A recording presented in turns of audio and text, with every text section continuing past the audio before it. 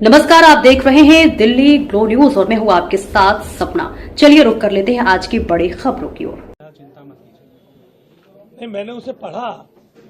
आदरणीय उपराज्यपाल जी ने पूर्व मुख्यमंत्री जी से अपने वार्तालाप का जिक्र किया है कि वो कहते थे कि 15 दिन में जनता बोल बाल के थक जाएगी। ये उनकी गंभीरता को दिखाता है। इसलिए उन्हें कुछ ना कुछ तो डाइवर्ट करने के लिए, देखिए, दिल्ली की कैबिनेट ने जो मुख्यमंत्री जी के नेतृत्व में दिल्ली के सभी मंत्रालयों ने जो काम किए हैं, लगातार पिछले 6 दिन से आपके सामने उसकी जानकारी आ रही है। एक भी विषय को आम आदमी पार्टी जो मुख्यमंत्री जी के नेतृत्व में काम चल रहे हैं उसे काउंटर नहीं कर पाई है।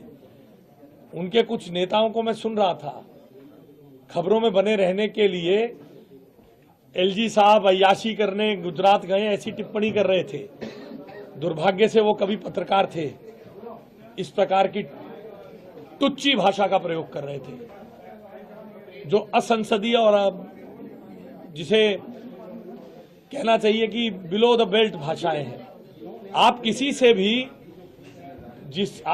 से भी मतांतर रखिए, राजनीतिक विद्वेष रखिए, राजनीतिक विरोध रखिए, मगर संवैधानिक पदों पर बैठे व्यक्तियों से इस प्रकार की भाषा आप तभी बोलते हैं जब आपके पास अपने तथ्यों के आधार पर किसी मुद्दे पर जनता के सामने एक रीजनेबल स्टैंड दिखाने की क्षमता नहीं होती है।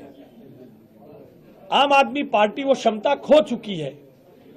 लगातार इन पत्रकार वार्ताओं ने दिल्ली की जनता को बता दिया है, दिल्ली की जनता को समझ में आ गया है कि ये जो 10 साल में जिन्होंने कुछ नहीं किया, ये अब बेमतलब का शोर मचाकर जनता को गुमराह कर रहे हैं।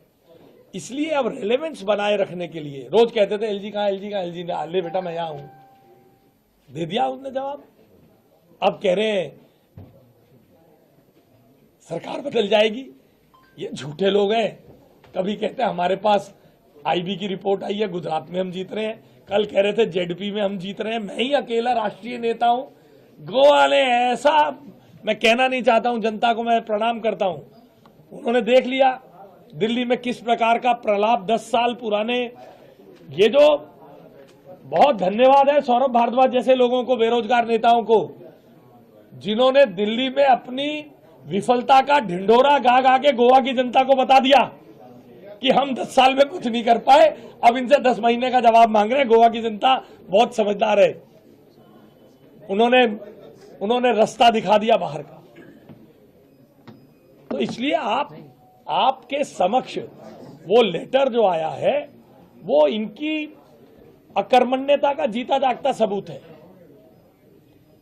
इनके विफलता का सबूत है, और अंग्रेजी में शब्द है कैलस एटीट्यूड का। कितनी पीड़ा में एलजी साहब ने अपनी व्यक्तिगत बातचीत डिस्क्लोज की होगी, कल्पना तो करिए। कितनी पीड़ा में व्यक्तिगत बातचीत डिस्क्लोज की होगी कि आप कहते हैं कि 15-20 दिन शोर मचाते हैं, चले जाते हैं। मैं दिल्ली की जनता को आश्वस्त करना चाहता हूं कि मुख्यमंत्री जी के नेतृत्व में हवा भी साफ हो रही है। स्कूलों में जो आम आदमी पार्टी ने रैकेट फैलाया हुआ था वो भी साफ हो रहा है।